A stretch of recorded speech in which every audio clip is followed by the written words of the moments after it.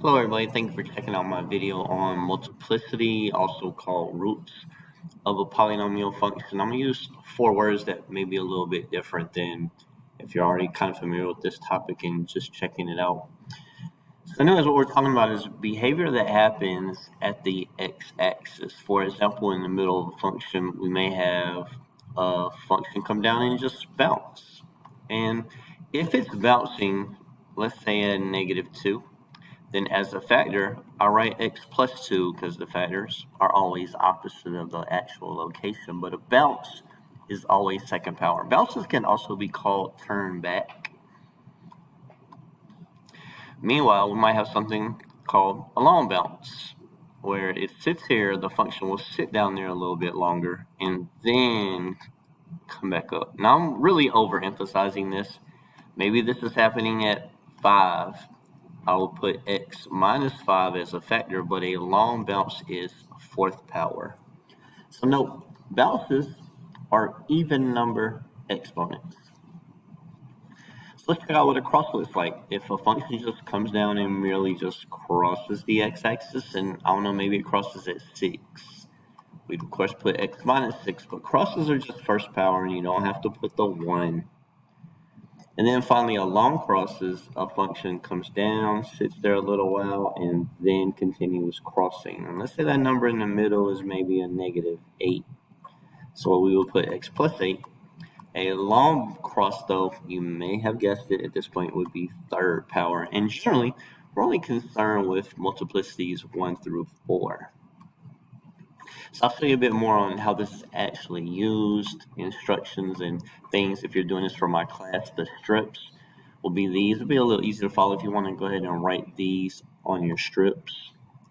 Meanwhile, we'll take a polynomial function like this and build the function based on, again, what's happening. First of all, I can tell it's an even function and it's positive. We know this from previous videos.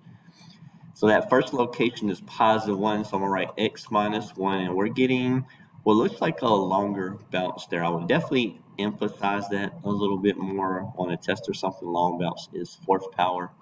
Then at +2, so we put x minus 2, we're just getting a cross right there. I don't got to put the 1, but I'm going to put it. And then finally at +3, so I'm going to put x minus 3, I'm getting another cross. The total degree here, if I was to multiply all that out, I'd end up with an x to the 6th power. Degree is 6, and indeed 6 is even. As we said earlier, had to be even. All we were really asked to do here was to build a polynomial function, which we did, and this is the polynomial function in factored form. Another one, this is a delta math sample at -4. I've got to put x plus 4 as a factor and definitely have a long cross there, so third power. Key note, only the behavior that matters at the x-axis is all we're concerned about. So even though this might look like a bounce up here, not a bounce. Only on the x-axis do we care.